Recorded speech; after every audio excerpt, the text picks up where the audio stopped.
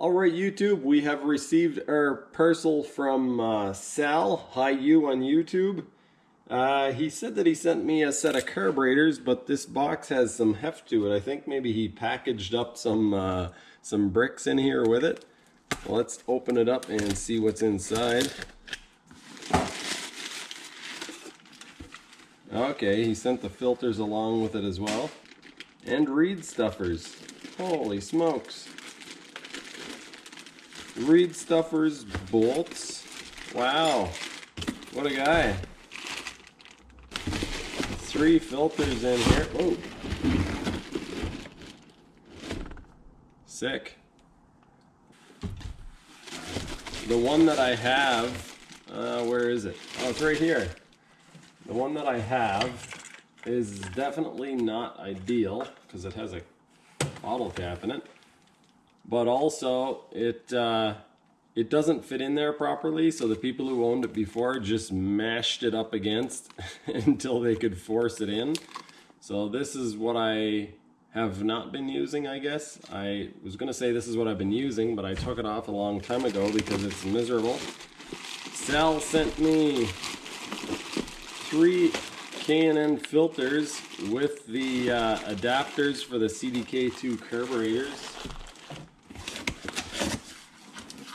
And then inside here,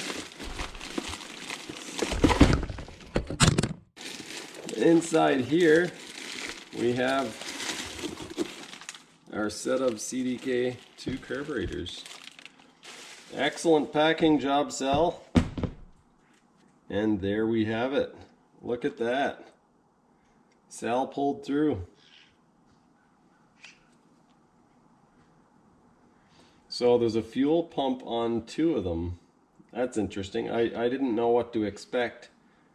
So, oh, we got some bent choke butterflies, but that's all good. I can straighten them out easy enough. So yeah, they have a fuel pump on the 2 outside ones and not on the inside. That goes to show how little I know about jet skis, because probably all of you watching this know that. You're probably all like, yeah, Joel. All the triples work that way. So yeah, this is a choke one. That's pretty cool because I was kind of thinking of switching away from primer to the choke. This would be oil injection? Or am I making that up? No, that is, oh, that's the accelerator pump. So if I wanted to, I could keep the accelerator pump. From what I hear, people take that off. Kind of seems like a good idea, really. But I'll do a little bit more research and then I'll figure it out. So most people watching this video will already know what my plans are, but basically what I plan on doing for now is taking one of these carburetors, putting it on my X2, and testing to see if I have all of the same issues that I had with my old carburetor, or if this gets rid of some of those issues. At some point I plan on putting 2 of these carbs on my 650, but that might not be until this winter because I'll need to get some material to make a manifold. And yeah, I just don't have time. There's a whole lot of stuff going on right now. Today I'm planning on taking apart the rack of carburetors that Hi-U sent me and trying to fit one onto the X2. I'm in a little bit of a rush because BJ messaged me a few hours ago and asked me if I wanted to go jet skiing tomorrow. And basically the plan was to go and try to recover my Hero 7 tomorrow. But if BJ's coming with me, I'll probably do some riding as well. I might actually not get around to looking for the camera. But anyway, I've got to try to put everything together, so I need to make sure I have my batteries and cameras, and I've got fuel and the XP ready. I gotta try to switch over the carb on the X2, so I've got a whole lot of things to do. I'll try to film some of it, but I'm gonna be rushing through, so I might not get a whole lot. For those of you wondering, I'm filming on the Hero 7 today, and that's because I have a whole bunch of batteries for it, and this is very likely going to take a while, and I still only have 1 battery for the Hero 9. So I think the easiest thing to do to get started is to pull this carburetor off and then basically take it and set it beside the other one and kind of take both of them apart, see what the difference in jets is and whatnot. I might be getting in over my head trying to do all this quick, but what's the worst that can happen, right? The annoying part of this is that I actually took the carburetor off of this and took it apart and reinstalled it, and I haven't even tested it since then. I didn't find anything that was wrong inside of it, so it would have worked the same, but yeah, it's kind of annoying that I took the bother to put it back on. Not that it's very tricky to put on. All right, let's take this over to the bench and compare it to the rack that Sal sent me. For those of you who may not be keeping up to date, this rack of carburetors and some other goodies were sent to me by a viewer named Sal. His name is Hi-You on YouTube.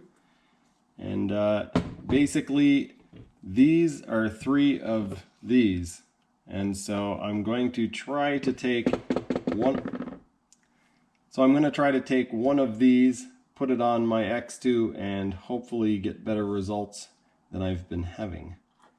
I'm going to try to do this in as few pieces as possible because I don't want a whole lot of pieces sitting around. I'm actually going to get a container and put everything that I take off of here into one container. So we'll pop the fuel line off.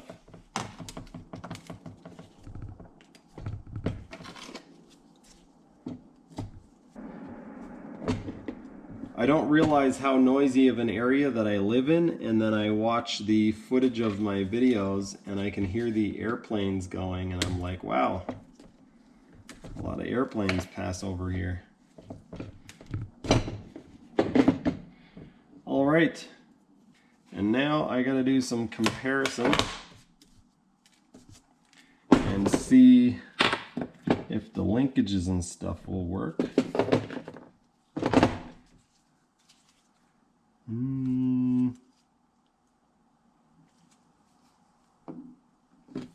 This one pulls that way,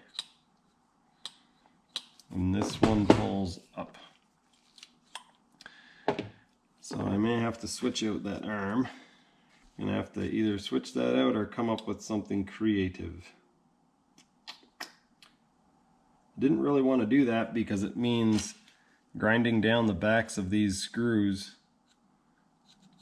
and I prefer not to do that if I don't have to. Okay, before I go any further, just because I want to, I'm going to pull this cover off, check to see what condition it's like inside, and also check to see what the jets are. I'm assuming that the jets will be a little bit on the small side because this was for an 1100 triple. See if I can get this apart without ruining the gaskets and stuff, because I suppose I can use, oh, not yet. Okay, that part came off. I can use the parts out of that.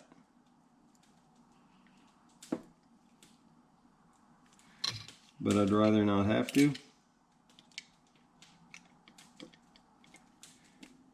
If you put a little bit of assembly lube down before you put these gaskets on, or even a little bit of grease if you don't have that, stops the gaskets from sticking like this when you take it back apart. Although, who knows when the last time, if ever, this has been apart, so just need to kind of shove the blade in there. There we go. That is still good, unharmed. All right, put this stuff over here.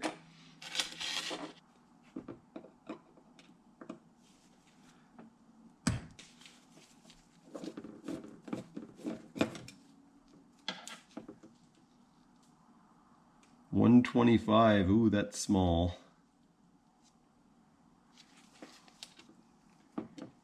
And I think it's small anyway.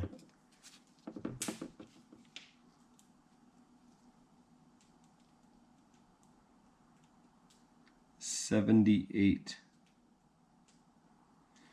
So I was running an 80, so a 78 is probably good.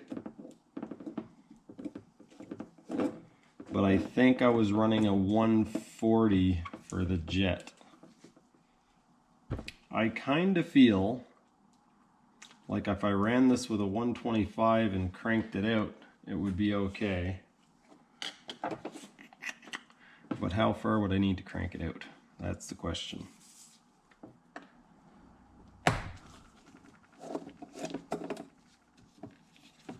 Pop this main jet out. I think it's a 140 or I don't know. Let's stop guessing at it. And yeah, this is a 140 and this is a 125.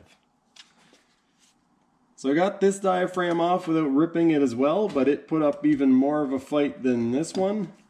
I'm just going to pop this main jet out now and see.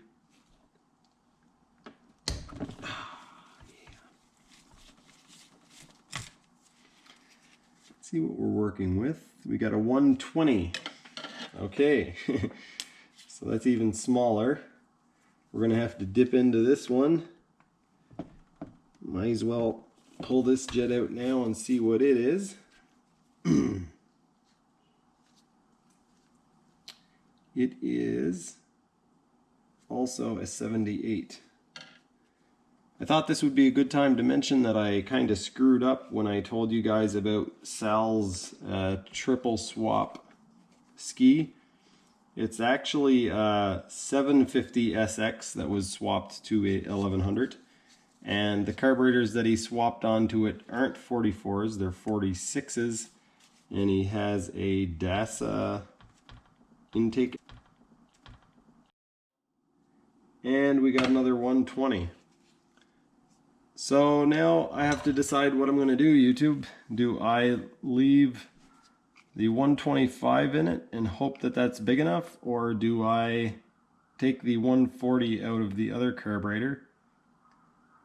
My thought was I could measure the 140 and the 125, see what the difference in them is, and then try to drill one out that was somewhere in between. Well, you can probably tell what's happening here. A 120 should be 1.2 millimeters. So the only thing I could do, really, is either make a drill bit or try to use one of these reamers. Let's see, the size of this reamer is basically 130. In order to try to confirm if the chart that I found on the internet is correct or not, I'm actually going to open back up my original carburetor because it has a 80 low speed jet and I have a 0.8 millimeter torch tip cleaner. So according to the chart, that's basically how it works. 0.8 would be an 80, 1 millimeter would be 100, so on and so forth. So if this fits through this jet snugly, and it does, chart verified. All right. I'm now going to put this carburetor back together and then use one of these torch cleaners to bore the 120 out to a 130.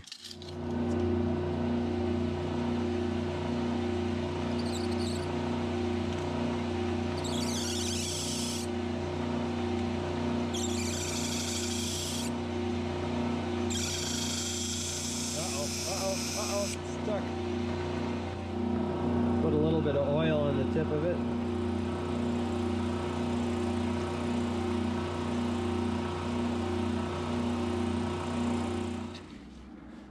That actually worked surprisingly well. It was really easy. As soon as I turned the camera off, I started pushing quite hard. There was a squeaking noise. I relaxed for a second and pushed again, and it popped right through. So ladies, I don't mean to be insensitive, but I'm pretty sure I know what childbirth is all about. Okay, so I am going to put this 130 main jet into the carburetor, but before I do, I'm actually going to take a file and file off the 120 so that I don't get really confused down the road someday. 120, 120, 120.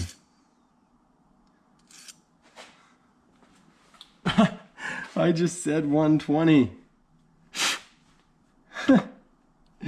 Oh my god. My brain is frazzled. 130 main jet, 1.30 millimeters. I have bored this jet out to 1.30 millimeters, which is a 130 Kean main jet. Thank you, internets. We've got our assembly goo. I'm going to put a little dabble of that on here to stop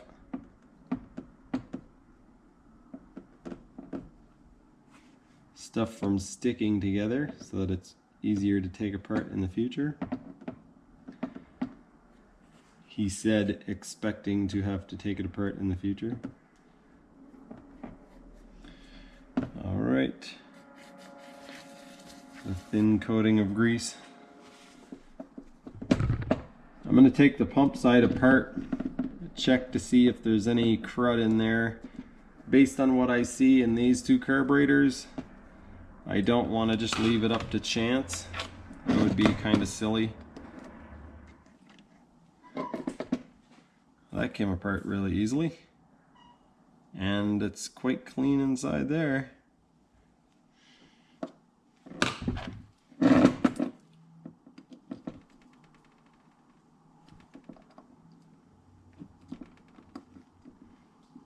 I still haven't figured out what I'm going to do about the bent choke or the throttle linkage not being in the right place. So I was just trying to figure out how to set up my linkage, and I think what I'm going to do is actually drill straight down through here and rivet a plate on. But that's not why I started the camera up. I started the camera up because I noticed that the accelerator pump arm is actually bumping in to this fitting. So on almost wide open throttle, that accelerator pump wheel gets pushed into this tie wrap. So there's a big tie wrap there, and it's actually limiting how far the carburetor can open. So these carburetors would have never been able to open to full throttle. Now it can. Anyway, I gotta stop talking. It's getting late. It is currently 9:13 p.m. So yeah, I need to figure out what I'm going to do with this throttle linkage. I need to make this work something like this. Okay, so I find this interesting. Low speed screw was almost 3 turns out. We'll see what the high speed is. 1/2. 1. So not even 1 turn. About 7/8. 43.69.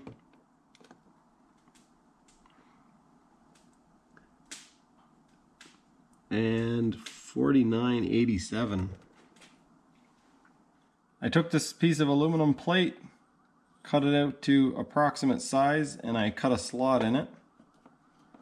And my plan was to slide it on there and basically glue it on. I was going to drill a couple of holes and then put some JB weld on it. Now I'm thinking what I could do. Alright YouTube, I was about to quit and go inside and put the other carburetor back on to go riding tomorrow. What made me decide to push on was I hooked up the fuel lines on the X2, and oh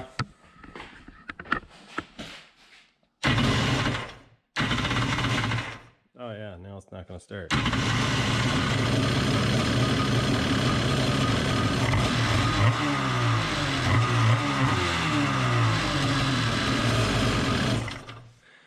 This is with one of the carburetors that Sal sent me. So yeah, it's working. That got out of hand fairly quickly. I ended up making this piece and I threaded it and then tapered the end of this bolt. So this is going to go on there like that. And then that will thread in. The tip of the bolt will find that hole, hopefully. I might drill that hole out a little bit bigger just to make sure that it doesn't slide out of it. But basically, that goes on there like that and tightens up. And then my cable goes in through there and boom. Okay, so it's time for final assembly of this part anyway. So I'm going to dab a little bit of blue Loctite on this guy. It's getting late, I'm tired, and I'm rushing. Okay, I did end up drilling out that hole a little bit bigger, so the tip of the bolt will sink into it a little further and find center a lot easier. So now that goes on there like that. And then tighten up the bolt, let it find center.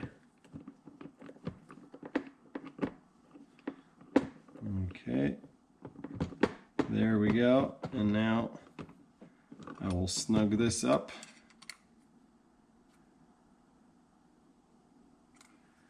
And that is now locked in place. I'll install it and show you guys how it works now. So there it is in all of its glory. I still need to figure out the routing of a few things that are stuck in the way, but the cable goes in through the bottom and then you loop it around. As you can see, when I pull the throttle, you can hear the accelerator pump working. I doubt you can see it. Oh, maybe. But anyway, it's working.